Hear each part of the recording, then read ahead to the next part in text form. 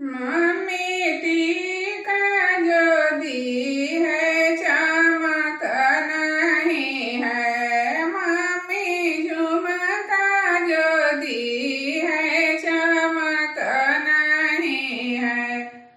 Mummy papa के खोजल बर पसंद नहीं है। मम्मी पापा के खोजल बर पसंद नहीं है।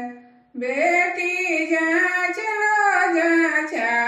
लो पीतल नहीं है। बेटी जाँच लो पीतल नहीं है। बेटी पढ़ लो पढ़ा लो नी पढ़ नहीं है। बेटी पढ़ने में BA पास बरवा है। बेटी पढ़ने में BA पास बरवा है।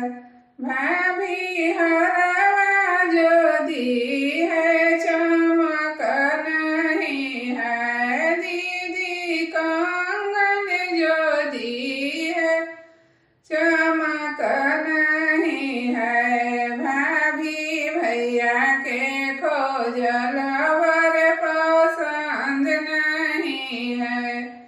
दीदी जीजा के खोजल बर पसंद नहीं है।